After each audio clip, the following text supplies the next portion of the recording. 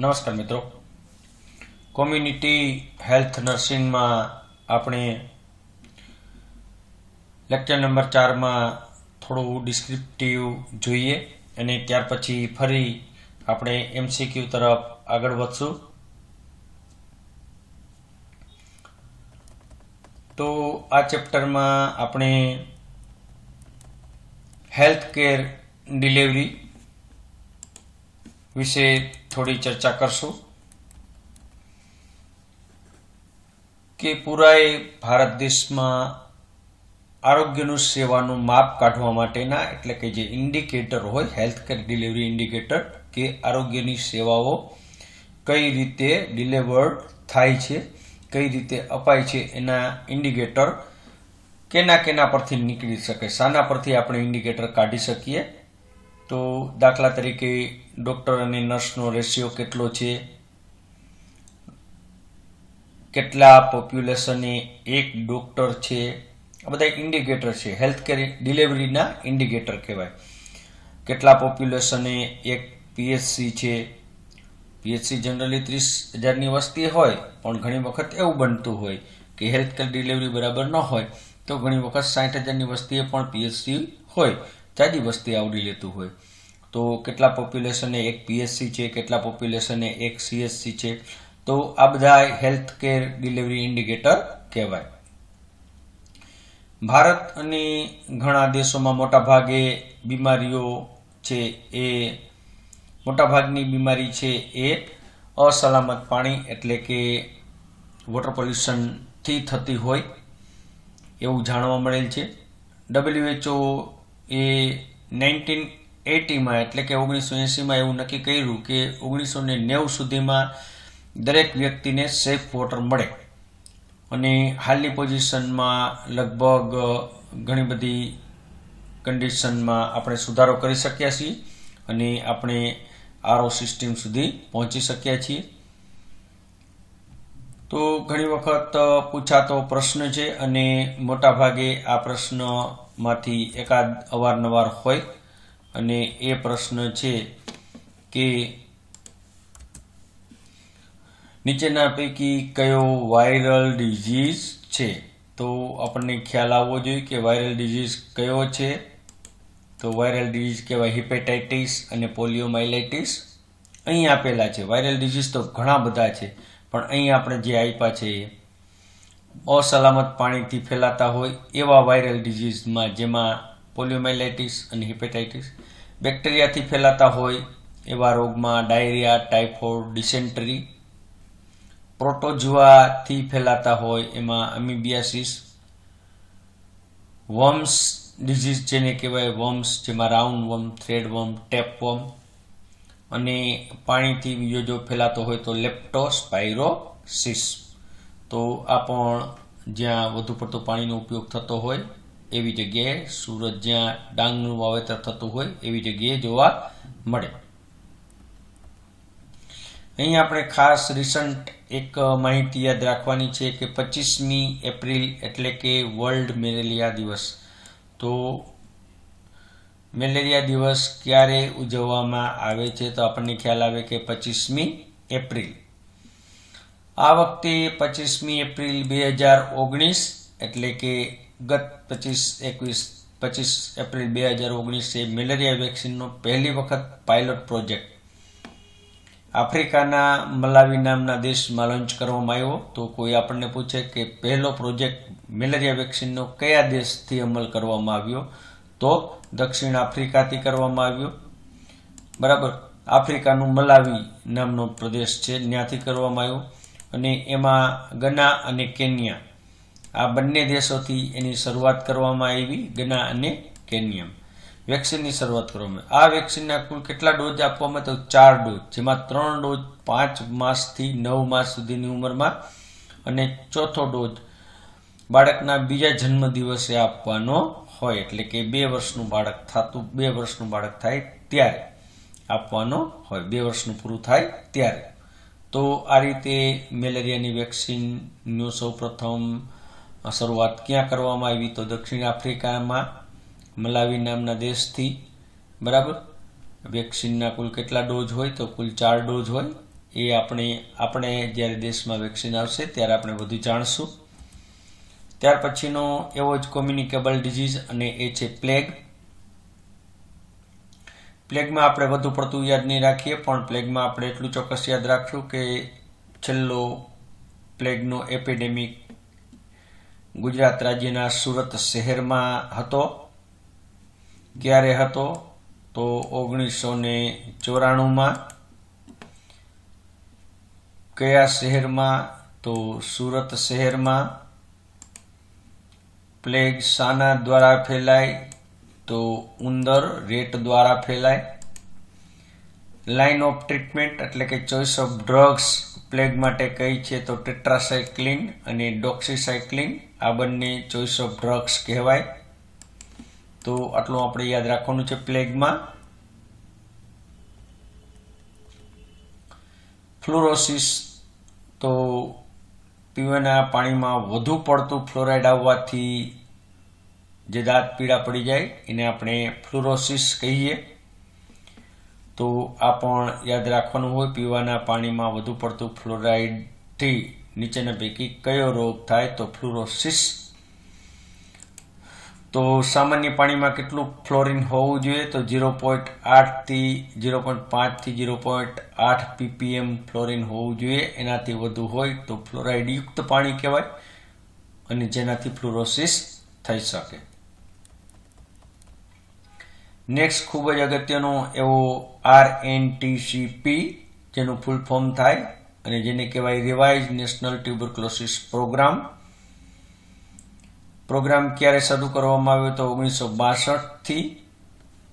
પ્રોગ્રામનું આપણે નવું નામ જાણવાનું છે ખાસ, અને એ નવું નામ છે NTEP. NTEP. કોઈ આપણને પૂછે કે નેશનલ ટ્યુબરક્લોસિસનું પ્રોગ્રામનું નવું નામ શું છે, નીચેના પૈકી શું છે? અથવા તો NTEP નું ફૂલ ફોર્મ તો national tuberculosis elimination programme. National tuberculosis elimination programme.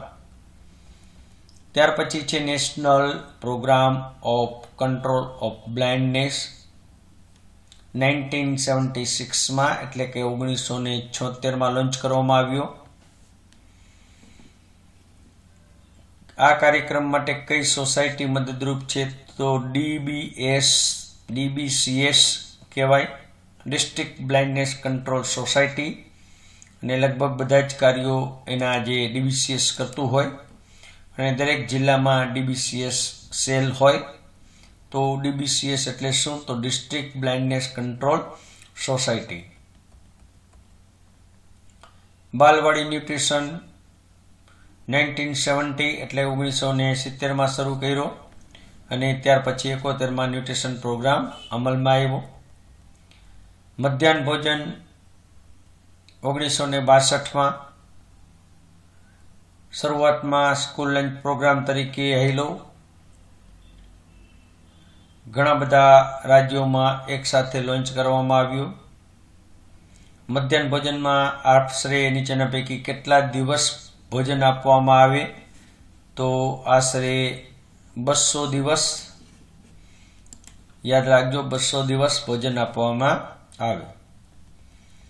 Next એવું જ ફૂલ ફોર્મ અને અવારનવાર પૂછાતું full form CSSM, child survival and safe motherhood.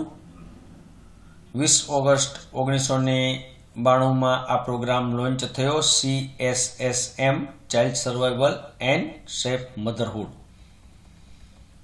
ત્યાર પછી પ્રોગ્રામ આવ્યો RCH, જેમાં RCH phase 1, RCH phase 2. RCH નું ફૂલ ફોર્મ જોઈએ તો રિપ્રોડક્ટિવ એન્ડ ચાઇલ્ડ હેલ્થ.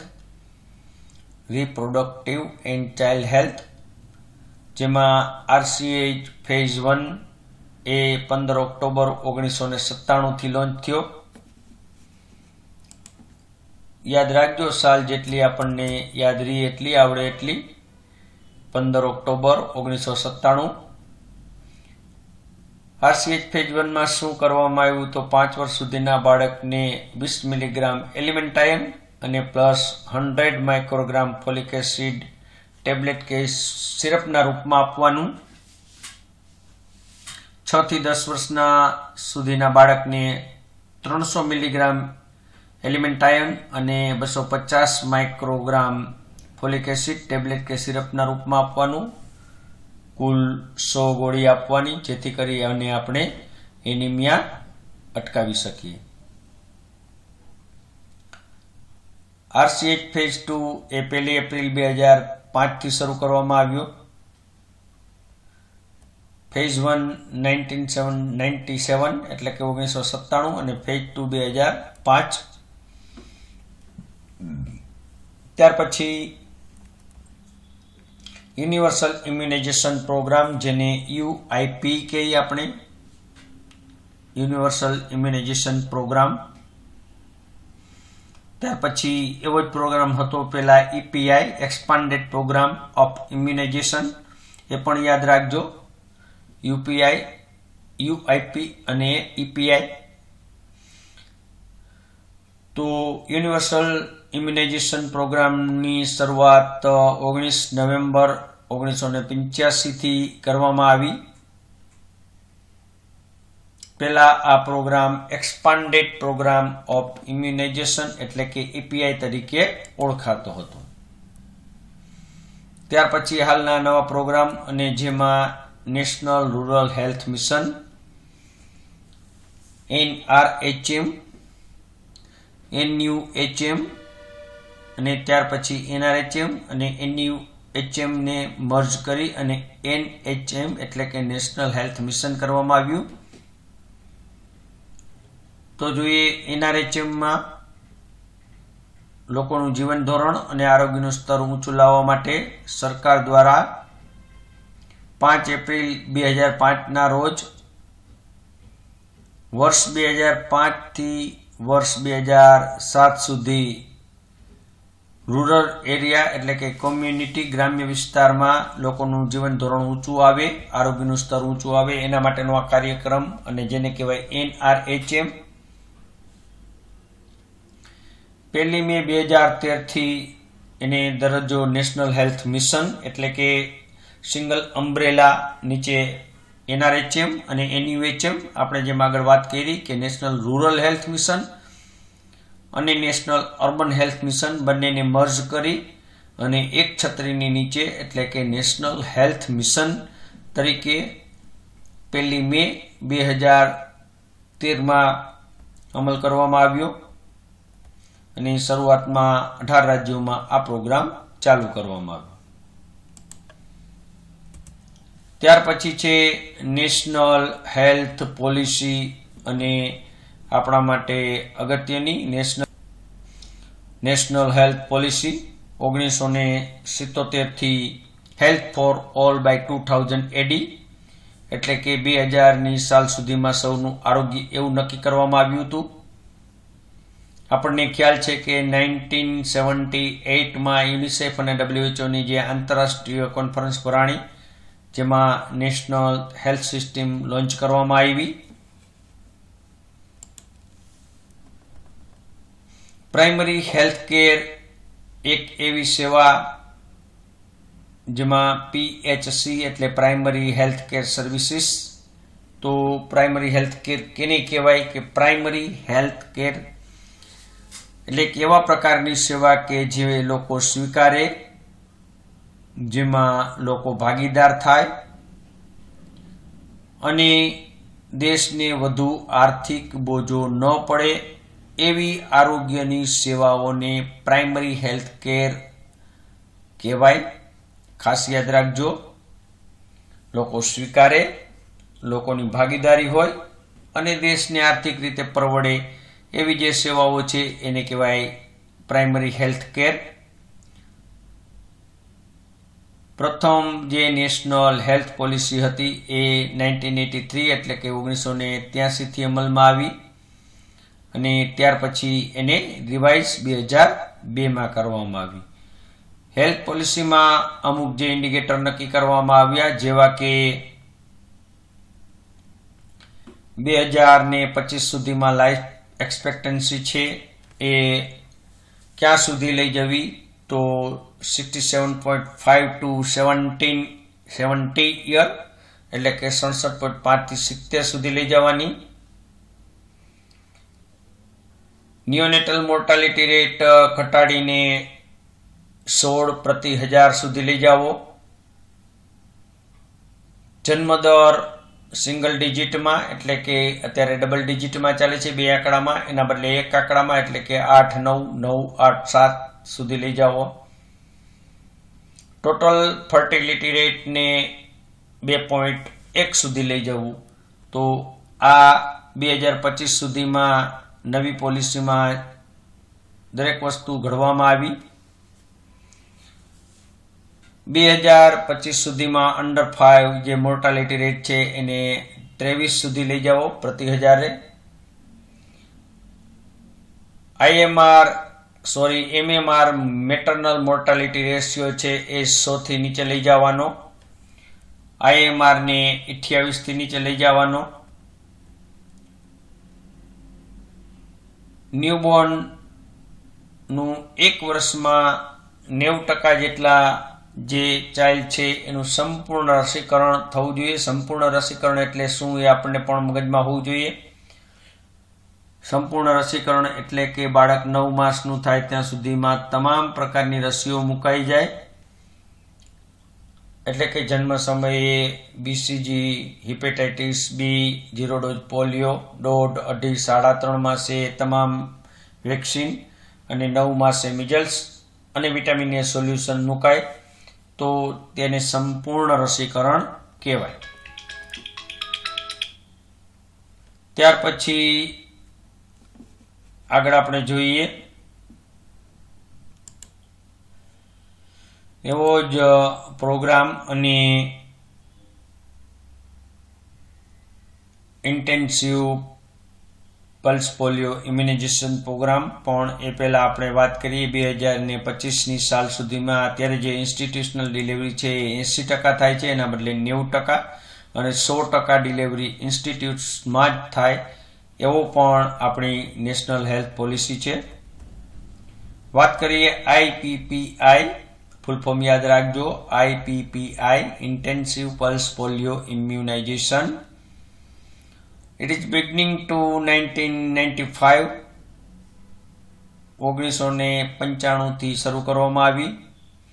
મોટાભાગે IPPI પ્રોગ્રામ જાન્યુઆરી અને ફેબ્રુઆરી મહિનામાં હોય. શા માટે હોય તમને ખ્યાલ છે? કારણ કે ઠંડીનું વાતાવરણ હોય, રસીઓ બગડી ન જાય એટલા માટે, કોલ્ડ ચેનની વધારે પડતી માથાકૂટ ન થાય એટલા માટે મોટાભાગે જે વેક્સિન છે એ વેક્સિનનો IPPI છે એ જાન્યુઆરી અને ફેબ્રુઆરીમાં હોય. જેને NID પણ કહેવાય, જેમાં NID એટલે નેશનલ ઇમ્યુનાઇઝેશન ડે, એટલે કે આખા નેશનમાં ભારતમાં એક જ દિવસે 0 થી 5 વર્ષના બાળકોને પોલિયોના ટીપા પાવાના હોય તો એને નેશનલ ઇમ્યુનાઇઝેશન ડે તરીકે પણ ઓળખાય. અને સ્ટેટમાં હોય તો SNAID કહેવાય, સ્ટેટ ઇમ્યુનાઇઝેશન ડે પણ કહેવાય. આગળ વાત કરીએ તો વોટર સપ્લાય અને સેનિટેશન પ્રોગ્રામ આપણે ઓલરેડી ભણશું જ. એન્વાયરમેન્ટ સેનિટેશનમાં ભણી ગયા કે 1994માં વોટર સપ્લાય અને સેનિટેશનનો જે કાયદો આવ્યો અને ત્યારથી આ શરૂ થયું.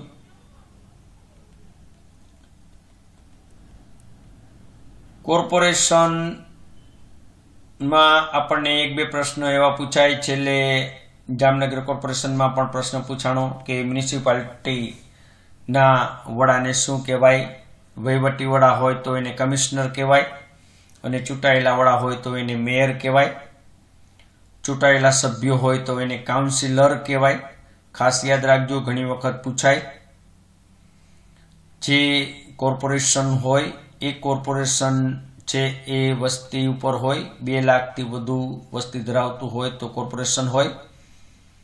અને કોર્પોરેશનના જે વહીવટી વડા છે એને કમિશનર, ચૂંટાયેલા વડા હોય તો એને મેયર અને ચૂંટાયેલા જે સભ્યો કોર્પોરેશનના હોય એને કાઉન્સિલર કહેવાય. વાત કરીએ પંચાયતી રાજની તો દરેક પંચાયતમાં દર 5 વર્ષે સરપંચ, ઉપસરપંચ અને સભ્યોની ચૂંટણી થતી હોય. અને જે ચૂંટાયેલા સભ્ય હોય એને સભ્યો કહેવાય અને સરપંચ એ ચૂંટાયેલા વડા કહેવાય. જ્યારે વહીવટી વડામાં તલાટી મંત્રી આવે. બ્લોક લેવલ એટલે કે તાલુકા કક્ષાએ 80,000 થી 1 લાખની વસ્તીએ 100 વિલેજ હોય તો બ્લોક કહી શકાય. આશરે તાલુકા પંચાયતમાં જે પંચાયત સમિતિ છે જેના અધિકારીને TDO એટલે કે તાલુકા ડેવલપમેન્ટ ઓફિસર કહેવાય. એવી રીતે રૂરલ હેલ્થ સર્વિસ જે ગ્રામ્ય લેવલે સર્વિસ હોય જેમાં રૂરલ હેલ્થ સર્વિસ તરીકે ગવર્મેન્ટ ઓફ ઇન્ડિયાએ 1977માં પ્રોગ્રામ રૂરલ હેલ્થ સર્વિસ બહાર પાડ્યો, જેમાં શ્રીવાસ્તવ કમિટી દ્વારા ભલામણ કરવામાં આવી અને કોમ્યુનિટી હેલ્થ વર્કર CBV નો એક સમૂહ બનાવવામાં આવ્યો. કોમ્યુનિટી બેઝ વોલન્ટિયર જેને કહેવાય CBV. એવી જ આપણી પાસે એક બીજી જે હેલ્થની પાયાના કર્મચારીની પણ પાયાના જે કાર્યકર અને એ છે આશા. તો આશા અને એના વિશેની આગળની માહિતી આપણે નેક્સ્ટ વિડીયોમાં જાણશું. અને વારંવાર પૂછાતો પ્રશ્ન અને આશાનું ફૂલ ફોર્મ, આશા ક્યારે શરૂ કરવામાં આવી, આશાના મુખ્ય કાર્યો, આ દરેક વસ્તુ વારંવાર પરીક્ષામાં પૂછાતી હોય. આશાની કેના દ્વારા નિમણૂક કરવામાં આવે. આશા તો એક્રેડિટેડ સોશિયલ હેલ્થ એક્ટિવિસ્ટ, અને અહીં આશાને બદલે ઘણી વખત ઉષા પણ હોય તો અર્બન સોશિયલ હેલ્થ એક્ટિવિસ્ટ પણ કહેવાય. તો આ પણ આપણે યાદ રાખવું છે. તો ખૂબ સરસ. અને ફરીને નમ્ર વિનંતી છે કે જેમને પણ આ ઓનલાઈન ક્લાસીસ સાથે જોડાયા છે તેઓ હંમેશા નિરંતર લેક્ચર જોતા રહો અને નવા પ્રશ્નો તમારી પ્રશ્ન બુકમાં લખતા રહો અને નવા પ્રશ્નો બનાવો અને નવા પ્રશ્નો બનાવી અને વોટ્સએપ કરો, જેથી અમને ખ્યાલ આવે કે તમે આગળ કેટલી મહેનત કરો છો. આપણા જે ગ્રુપ છે એ ગ્રુપમાં પણ તમે નવા બનાવેલા MCQ મૂકી શકો, તમારું નવું સંશોધન મૂકી શકો, જેથી આપણે તમને પણ પ્રોત્સાહિત કરી શકીએ. ખૂબ ખૂબ આભાર. ધન્યવાદ.